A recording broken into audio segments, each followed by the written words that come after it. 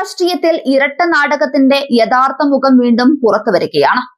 ഒരു വശത്ത് മതതീവ്രവാദത്തിനെതിരെ പോരാടുന്നവരാണെന്ന് അവകാശപ്പെടുന്ന CPM-ഉം മറുവശത്ത് വോട്ടിനായി അതേ ശക്തികളോട് കൈകോർക്കുന്ന UDF-ഉം തമ്മിലുള്ള രാഷ്ട്രീയ കപടതയാണ് ഇപ്പോൾ തെളിഞ്ഞു കാണുന്നത്.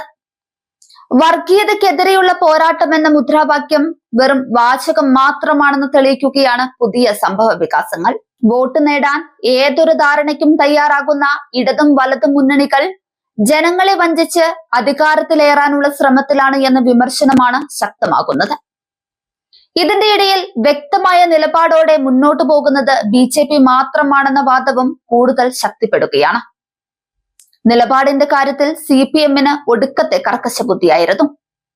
പറയുന്നതിൽ വലിയ കാര്യമില്ലെങ്കിലും അതാണ് ഞങ്ങളുടെ നിലപാട് എന്നാണ് അവരുടെ അവസാന വാക്ക്. മതതീവ്രവാദികളുടെ പിന്തുണ വേണ്ടെന്ന് നേരത്തെ പറഞ്ഞ CPI സംസ്ഥാന സെക്രട്ടറി ബിനോയ് വിശ്വം ഇപ്പോൾ മലക്കം മറിഞ്ഞ് BJP-ക്കെതിരെ വോട്ട് ചെയ്യുന്നത് സ്വാഗതം ചെയ്യുകയാണ്. CPM-ന് പിന്നാലെയാണ് SDPI വോട്ട് ലക്ഷ്യമിട്ട് CPI നേതൃത്വവും നിലപാട് മാറ്റിയത്. നേമത്തടക്കം ഇടത് സ്ഥാനാർത്ഥികൾ പിന്തുണ ആവശ്യപ്പെട്ടെന്ന് SDPI നേതൃത്വം പരസ്യമായി പറയുമ്പോഴും അവരെ തള്ളിപ്പറയാൻ മുഖ്യമന്ത്രി അടക്കമുള്ള LDF നേതാക്കൾക്കാകുന്നില്ല.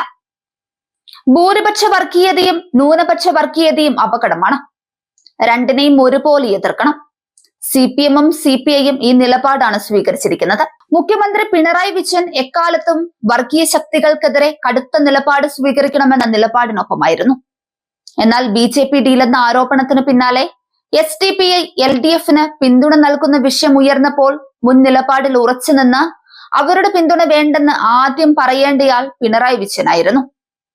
എങ്കിലും 3 ദിവസമായി SDPI ചോദ്യങ്ങളോട് മുഖം തിരിക്കുകയാണ് പിണറായി. കഴിഞ്ഞ ശനിയാഴ്ച ബിനോയ് വിശ്വം മതതീവ്രവാദികളുടെ പിന്തുണ വേണ്ടെന്ന് പറഞ്ഞപ്പോൾ ആ വാക്കുകൾക്ക് കമ്മ്യൂണിസ്റ്റ് നേതാവിന്റെ ആർജവമുണ്ടായിരുന്നു.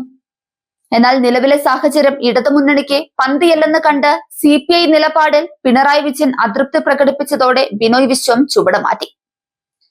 ചിഹ്നത്തിന് നേരെ പതിയുന്ന വോട്ടിന് വിജയമെന്ന ഒറ്റ ആശയമേ ഉള്ളൂ. ആദർശമൊന്നും തെരഞ്ഞെടുപ്പ് കാലത്ത് ചെലവാകില്ലെന്നും CPIക്ക് മനസ്സിലായി. കഴിഞ്ഞ തവണ LDF-നെ പിന്തുണച്ച മുസ്ലിം വിഭാഗം കൈവിട്ടതും ജമാഅത്തെ ഇസ്ലാമി UDF-നൊപ്പമായതും മറികടക്കാനാണ് CPM SDPI വോട്ട് തേടുന്നത്. SDPI പിന്തുണയെക്കുറിച്ച് മാധ്യമങ്ങൾ ചോദിക്കുമ്പോൾ ക്ഷുഭിതനായി പ്രതികരിച്ച മുഖ്യമന്ത്രി ഇന്ന് BJP-ക്കെതിരെ ആര് വോട്ട് നൽകിയാലും സ്വീകരിക്കുമെന്ന തന്ത്രപരമായ നിലപാടിലേക്ക് മാറി. നേമത്തും SDPI പിന്തുണയിൽ CPM-ഉം LDF-ഉം പുലിവാല് പിടിച്ചിരിക്കുകയാണെന്ന് പറയണം.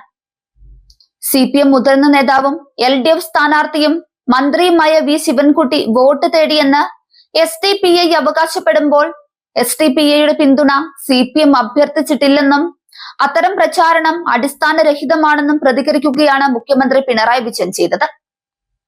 സംസ്ഥാനത്ത് വാശിയേറിയ മത്സരം നടക്കുന്ന നേമത്ത് CPM-ന്റെ SDPI ബന്ധം BJP-യും UDF-ഉം പ്രചാരണ ആയുധമാക്കിയതോടെയാണ് അപകടം മണത്ത് മുഖ്യമന്ത്രി പ്രതിരോധത്തിനെത്തിയത്.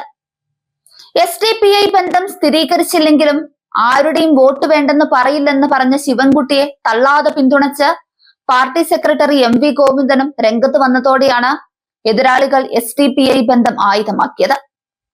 ശിവൻകുട്ടി പിന്തുണ തേടിയെന്ന് SDPI പ്രസിഡന്റ് ലത്തീഫ് വെളിപ്പെടുത്തിയതും CPM-ന് തിരിച്ചടിയായി. വോട്ടുറപ്പിക്കാൻ CPM രഹസ്യധാരണകൾക്ക് മുതിരുന്നെന്ന ആരോപണം വരും ദിവസങ്ങളിലും ചർച്ചകൾക്ക് വഴിമാറും. അഭിമന്യു വധവും പാർട്ടിക്കുള്ളിലും പുറത്തും ചർച്ചയായത് CPM-ന് തലവേദനയായിട്ടുണ്ട്.